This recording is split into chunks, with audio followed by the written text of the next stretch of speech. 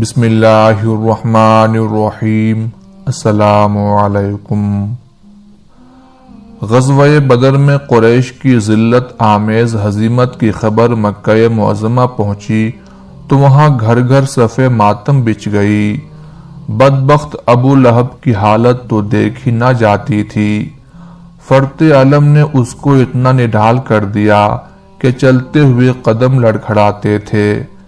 اسی حالت میں وہ لڑائی کے حالات دریافت کرنے کے لیے گھسٹتا گھسٹتا اپنے بھائی عباس بن عبد المطلب کے گھر پہنچا، جو مشرکین کے ساتھ مسلمانوں سے لڑنے گئے تھے اور لڑائی میں شکست کھانے کے بعد مسلمانوں کے قیدی بن چکے تھے۔ وہ حضرت عباس کے گھر جا کر ان کے غلام ابو رافع کے قریب بیٹھ گیا، جو تیر سازی میں مصروف تھے۔ اتنے میں کسی نے کہا، وہ ابو سفیان بن حارث بدر سے ابھی ابھی واپس آئے ہیں، ان سے لڑائی کے حالات معلوم کرنے چاہیے۔ ابو لہب نے انہیں آواز دی کہ بھتیجے ذرا یہاں میرے پاس تو آؤ۔ وہ آئے تو ابو لہب نے پوچھا، بھتیجے ذرا بتاؤ لوگوں کا بدر میں کیا حال رہا؟ ابو سفیان کہنے لگے، واللہ مسلمانوں کے سامنے ہماری بے بسی کا یہ عالم تھا جیسے مردہ غسال کے سامنے بے بس ہوتا ہے۔ انہوں نے جس کو چاہا قتل کر دیا اور جس کو چاہا اسیر بنا لیا۔ اللہ کی قسم اس کے باوجود میں اپنے لوگوں کو ملامت نہیں کر سکتا۔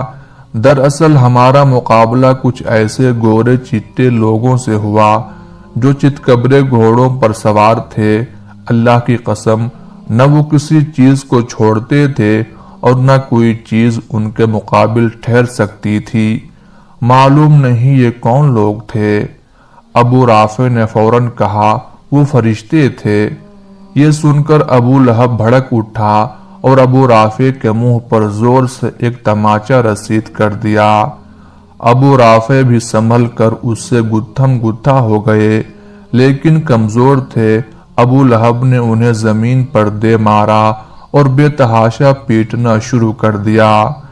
قریب ہی ایک خاتون بیٹھی تھی، وہ اس منظر کی تاب نہ لا سکیں، فوراً اٹھیں اور ایک موٹا سا ڈنڈا لے کر اس زور سے ابو لہب کو مارا کہ اس کے سر سے خون کا فوارہ چھوٹ پڑا۔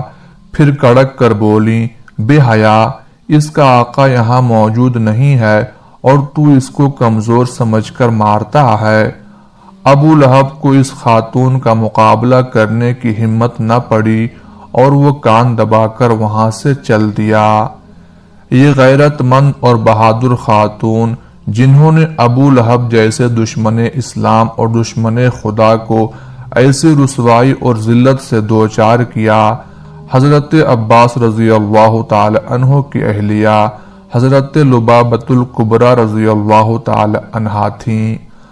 بعض روایتوں میں ہے کہ یہ واقعہ چاہے زمزم کی چار دیواری کے اندر پیش آیا، جس کے قریب ہی حضرت عباس رضی اللہ تعالی عنہ کا مکان تھا۔ حضرت لبابہ بنت حارث رضی اللہ تعالی عنہا، جو بالعموم اپنی کنیت ام الفضل سے مشہور ہیں، کبریٰ ان کا لقب ہے، اس لیے اہل سیر نے ان کا نام لبابۃ الکبریٰ بھی لکھا ہے۔ ان کا تعلق بنو ہلال سے تھا۔ حضرت ام الفضل لبابہ رضی اللہ تعالی عنہا کی شادی حضور صلی اللہ علیہ وآلہ وسلم کے چچا حضرت عباس بن عبد المطلب رضی اللہ تعالی عنہ سے ہوئی۔ اس نسبت سے وہ حضور کی چچی تھیں۔ ان کی حقیقی بہن حضرت میمونہ بنت حارث رضی اللہ تعالی عنہا کو ام المومنین بننے کا شرف حاصل ہوا۔ خواتین میں سب سے پہلے رسول کریم صلی اللہ علیہ وآلہ وسلم پر ایمان لانے کا شرف حضرت خدیجۃ الکبریٰ رضی اللہ تعالی عنہا کو حاصل ہوا۔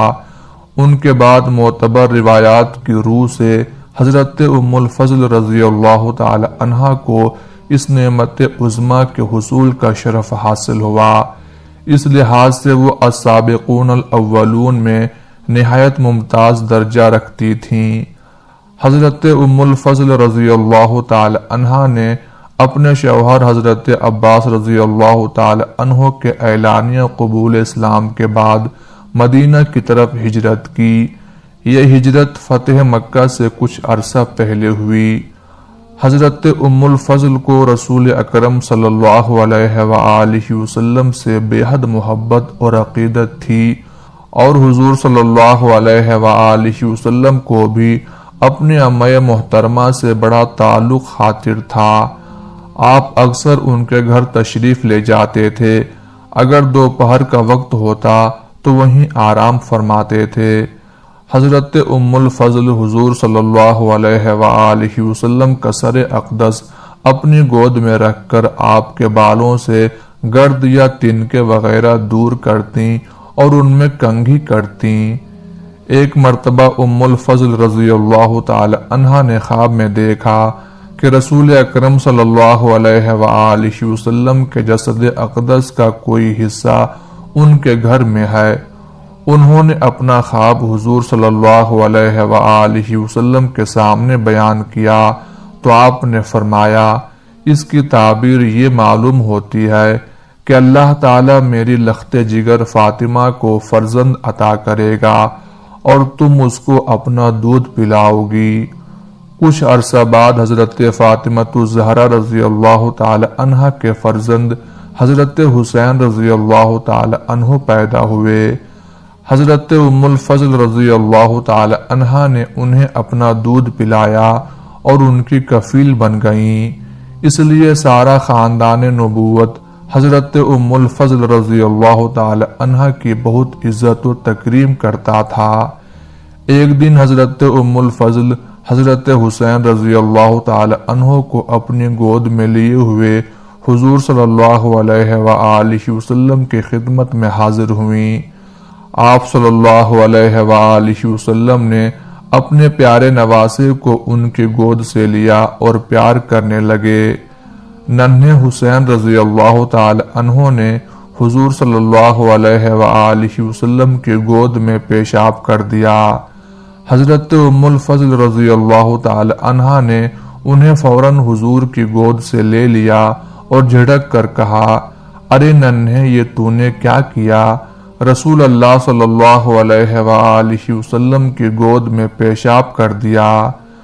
رسول کریم صلی اللہ علیہ وآلہ وسلم کو ام الفضل رضی اللہ تعالی عنہ کا اتنا جھڑکنا بھی گوارا نہ ہوا اور آپ نے فرمایا، ام الفضل، تو نے میرے بچے کو یوں ہی جھڑکا جس سے مجھے تکلیف ہوئی۔ اس کے بعد آپ نے پانی منگوا کر لباس مبارک کا پیشاب آلود حصہ دھلوا دیا۔ حجۃ الوداع کے موقع پر حضرت ام الفضل کو نبی رحمت صلی اللہ علیہ وآلہ وسلم کی ہم رکابی میں حج کرنے کا شرف حاصل ہوا۔ صحیح بخاری میں ہے کہ عرفہ کے دن بعض لوگوں نے خیال کیا کہ حضور صلی اللہ علیہ وآلہ وسلم روزے سے ہیں۔